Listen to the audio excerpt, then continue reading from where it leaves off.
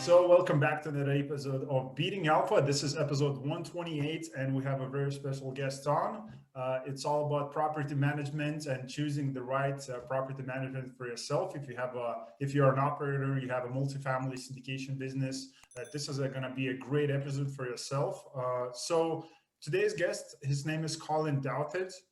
So he's passionate about real estate world and worked in the world three different ways. First, he was an investor, and then he started his property management company called Atlas Property Management, where you can find, of course, at atlas.rentals.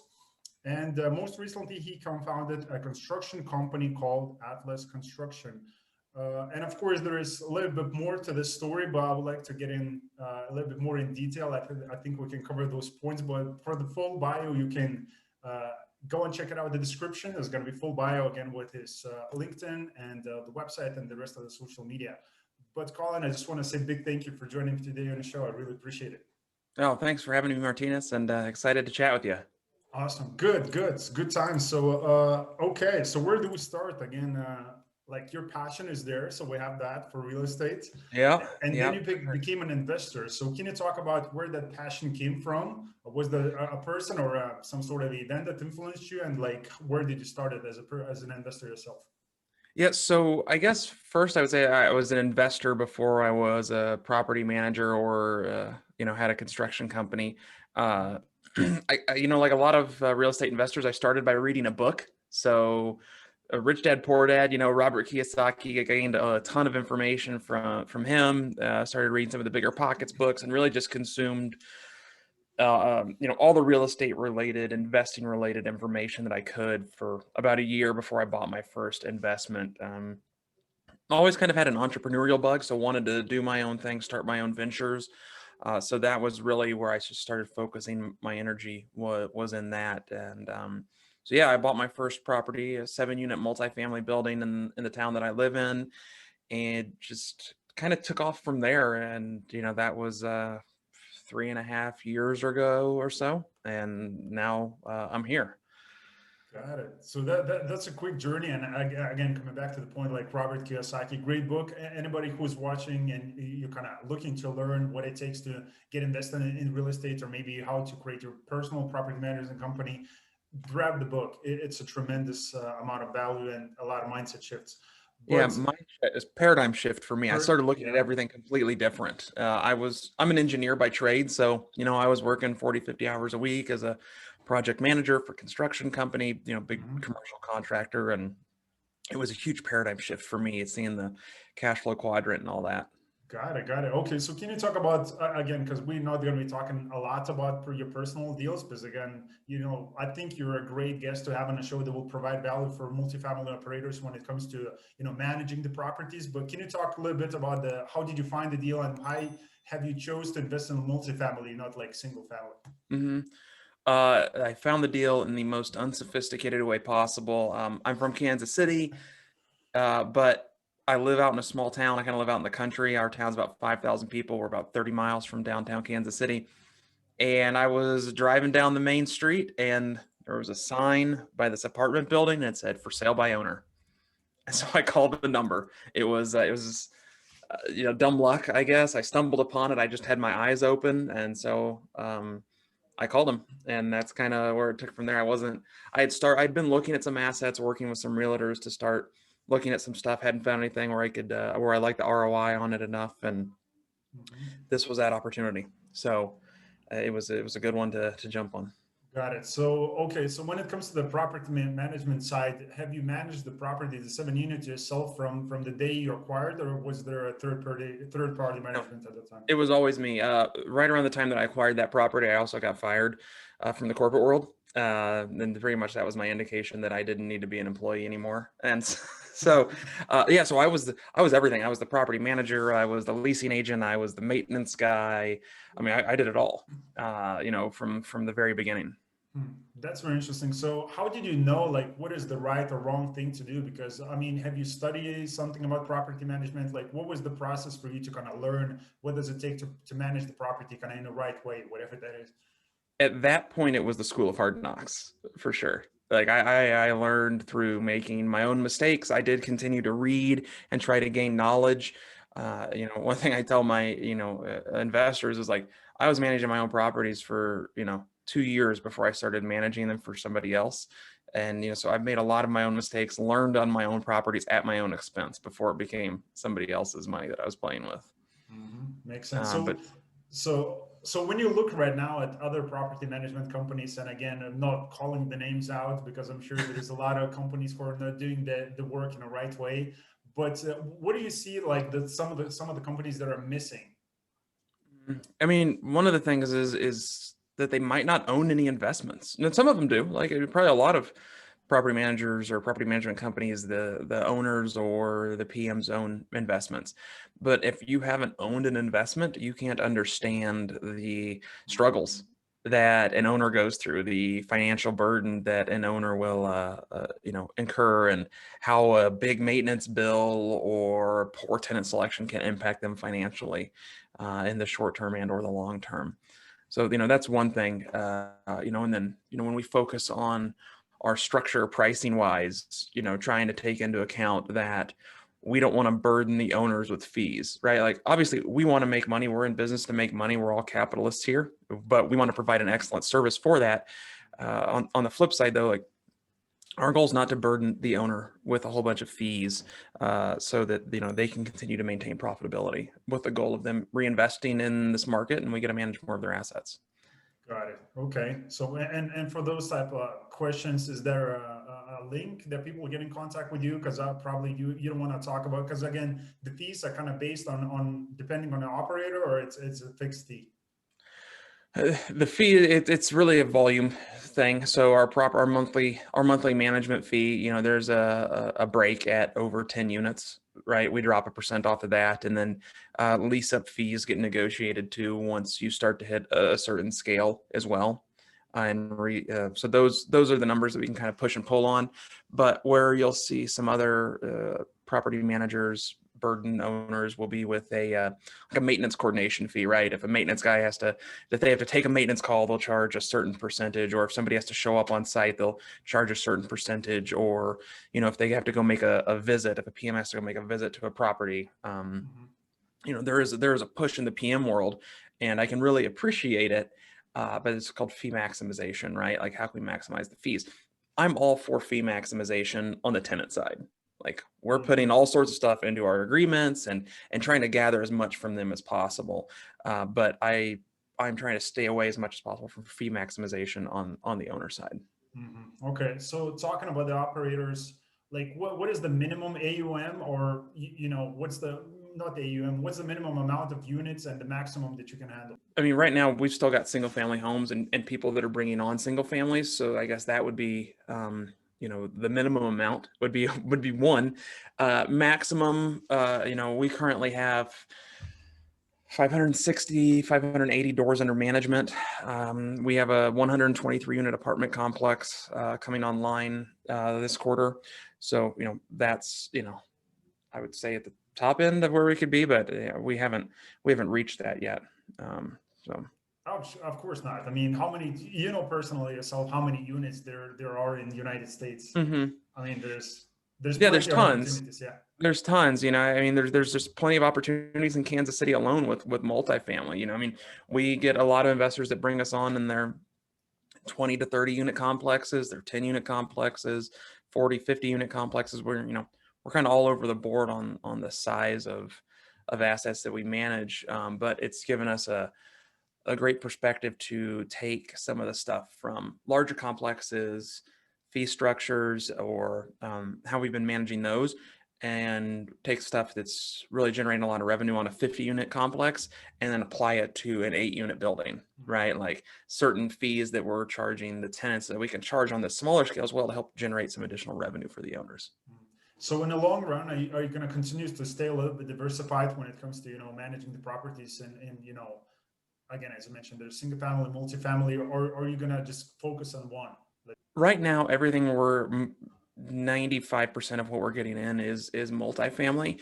So I do see that continuing to be a big portion of our growth long term. I, however, don't want to discount somebody that wants to bring me a duplex or a fourplex, because it could be very easy for that person in a few years to be somebody that that's bringing us a 10-unit complex or a 20-unit complex as they grow. So we want to work with investors, even if they don't have a ton of assets under management, because we want to develop that relationship. We want to build that trust, and we want to allow for them to feel confident to grow in this market and grow in investing. We had a great compliment from an investor the other day. Almost all of our investors are out of state. This one, he lives in Seattle, and I called him up and was having a quick discussion with him. He's like, "Hey, listen, like, I've really been happy with the work. Your PM that's assigned to me has been doing a great job. She's really taking good care of us. I'm happy with the performance of the asset." And then the part that really, I mean, that's a great compliment. Like, definitely want to give props to my team members for that. But then he was saying, you've given me the confidence to continue to invest, right? And because this was a big leap of faith for him, his first big investment was of 14 units. And so maybe he's going to do that again, and maybe hopefully we get the management of it if it's in this market again. So just building that confidence and letting that relationship continue to grow. Yeah, that's beautiful. I love your approach, because you're banking on a relationship. And again, as you said, somebody who comes in with a duplex, because again, they're probably playing a long game, which is, Mm-hmm. they're going to be looking to acquire more deals. And if you build the relationship with those people, they will come back to you. And, if you provide a great service for those people, which I know you are, they will come back, and they will want you to manage the rest of the deal. So that's Yeah. awesome. That's Yeah, great. absolutely. It's a long-term game. We're not in it just to bring on an investor and have him for a year. Like, that's not the goal, because Yeah. you know that's more stress for everybody anytime we have to bring on units or get rid of units, and Yeah. that It's removes easy. stability from our business, and it's more work for everybody. Yeah, it's easier just to manage the existing units rather than looking for new clients, onboarding process, going through the process. Yeah. So, okay. Hmm. Yeah. So talking about Kansas City, is that where you guys are, when it comes to the territory that you can cover, is the Kansas City kind of the main place where you can actually manage the properties, or how wide are you spread across the states? So I say within about an hour of Kansas City is kind of our radius, right? So we've got a college town called Lawrence that's on the far west side, where University of Kansas is. Another college town on the east side, Warrensburg, and then north and south about 45 minutes to an hour. But that also pretty well taps out most major areas that kind of feed into Kansas City as well. Out here, traffic's not very bad. So just because we're 30 miles away from downtown, it's only going to take us 30 minutes to get to downtown, right? Because it's just everybody's flying, and there's not too much traffic. So we have a pretty big geographic footprint compared to what some other cities might have. Got it, got it. So when it comes to a personal service, can you just cover a few things that you're offering for the operator yourself there? We assign a property manager to you, so you'll develop that relationship with your property manager. Put together performance plans for your property. That's one thing we do, is we'll put together performance improvement plans, so which is basically outline where we see opportunities for improvement financially, and kind of some of the steps that we're going to take to make that happen, and work through putting together these goals. Some of our investors want weekly or biweekly meetings for 30 minutes with the PMs, especially if they're doing a huge rehab. We just took on a 24 unit complex that has 9 or 11 vacancies, and it's a major renovation, and we're handling the construction on as well. So she has a meeting with our construction guy once a week, and the PM once a week, so they can coordinate all the moving pieces together to make sure that we're getting the property turned and back online and optimize the performance as quickly as possible. Got it. So the question that I wanted to ask, because you said you have it's called Atlas Construction, which is a different company, and you mentioned it's vertically integrated into Mhm. the property management, right? Yeah, absolutely. So myself and my partner Adam co-own Atlas Property Management and Atlas Construction. We're both engineers. We went to college together. We both had careers before we came together for this, and he's been a project manager, been in construction his whole career as well. So he really handles all of the construction aspect of what we do. And so yeah, we'll go together, put together estimates, for investors before they're under contract, when they're under contract, give them rough order of magnitude, then dial in an estimate, and then work with the owners, kind of like we're your single point of contact for, okay, we're construction. Okay, we got a vacant unit. Here's the estimate to upgrade the unit, depending on what your goals are with this property. If you want to do a, complete renovation or rehab on that, or just want a basic unit turn, construction, we'll give you a hard bid on here's how much it's going to cost to turn this unit. And we'll put together the scope of work for you. We'll get it done. And then since it's all in-house, hey, the work's done, schedule the cleaning, schedule the photos, get it listed, right? Just to minimize the amount of downtime that a unit has. So when it comes to the properties, sorry, when it comes to the properties itself, is it the multifamily deals? Because you're offering the kind of, you're helping with the value add process for the multifamily deals. Do you do any kind of maybe a little bit more redevelopment? Because as you know, I've probably heard yourself, there is a lot of people that are taking office buildings and redeveloping into multifamily apartments, or taking the hotels and doing that. So are you able to do those type of things? Yes, we absolutely can. We haven't come across one of those projects yet, but that's not something that's out of our scope. Okay, good, Mhm. good. Okay. Yeah. So one of the things that I wanted to cover here, because I'm just looking at the services, and again, you can find what the services are, because I'm not going to be able to cover that, but atlas.rentals without the com. One of the things, it's marketing the property. So can you talk about that? Because like personally, having a social media company, I do understand how important it is to, market and build the brand. And, but can you talk about how you helping with the marketing techniques, and what techniques are you using to kind of increase the rents or find the tenants? Like what are you using when it comes to the marketing approach? Kind of Yeah. selfish question.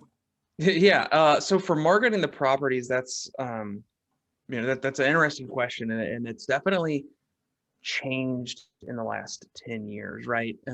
When we've dealt with properties and had an older PM, that's kind of been the on-site manager, she's like, oh, I use signs and I put open house notices in the newspaper. And that was in 2020, I think early 2020. I was like, you're putting stuff in the newspaper.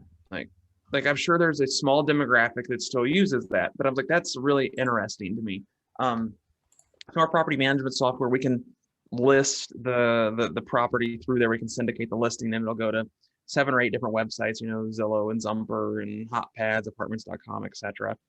And then, but Facebook Marketplace, that's the big driver, right? So we'll log in to Facebook Marketplace, put the ad up, and just get a ton of messages, and we just direct them to contact our leasing agent, give them her phone number, and that drives over 50% of our leads.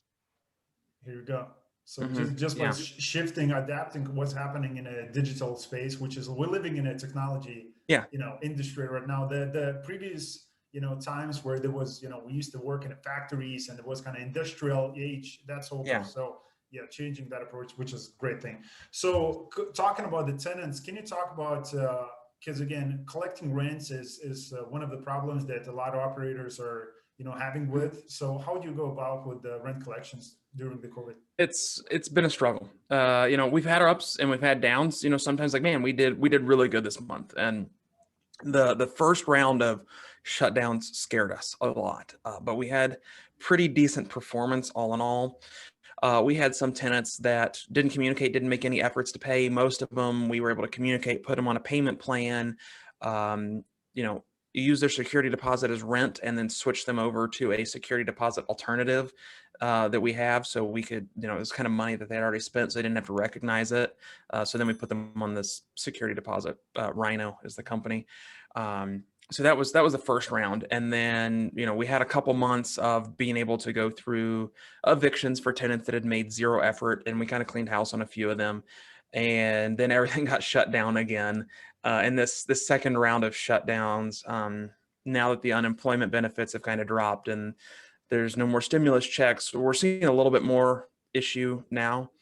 And I always kind of say, like, it's hard for us to get an accurate gauge when everybody asks me this, because right at the beginning of COVID and during COVID, we've grown our company a lot and we've brought on a lot of units.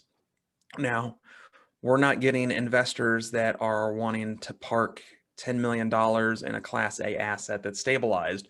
All of our investors are coming in, and because of the nature of what we do, they are wanting to do value add, they're wanting to do rehab and reposition of properties. So we're taking over properties that have a poor tenant base and have been poorly managed when we get in there. So we lost all of our tools to kind of clean house once everything got locked down. And currently we're still locked down through the end of the year unless there's a lease violation. But non-payment of rent, we can't evict people anymore. So it's hard for us to get an accurate metric on that because, we didn't choose those tenants. We didn't choose the condition of the property. Tenants that we've placed, we've had much, much better luck with. So overall, is Kansas a more tenant or landlord friendly place? We're in 2 states, actually. We're in Kansas and Missouri. Kansas City straddles both sides. So both states are different. Missouri's a little bit quicker to get people out, but landlord versus tenant friendly, I would actually say they're fairly balanced on the rules. It's not like California or New York where it's going to take you 6 months to get them out. And then some of the states down in the southern United States kind of have a reputation for being able to really abuse the tenants to an extent if it's a poor landlord. So we're fairly balanced. All property managers are going to say that it's landlord or that it's tenant friendly. So my because there's always rules, but we can generally get somebody out if we didn't have these COVID restrictions. From when we reach out to the attorneys to the eviction date, we can typically get somebody out in about 45 days. Got it. Okay. So talking about, talking on that note, if you, take the wrong person out of the unit, how do you get the new in? And then maybe you can cover again, like a vetting process and screening process of a new tenant. How do you go about it in those? Yeah. So we're getting the wrong tenant out. Then, we know where we want to take this property. We know that we don't want that type of tenant back in there. So yeah, we go through all the marketing, we, list it online, go through Facebook, and then we start the screening process. We're doing credit checks, background checks, eviction checks. We're collecting their previous landlord information and doing those reference checks as well. And then verification of employment through pay stubs.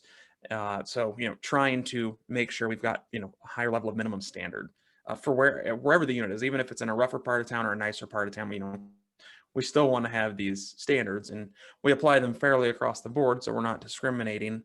But that's kind of just making sure that they've got the background and the history. And my leasing agent, she's been in the business for 9 years now.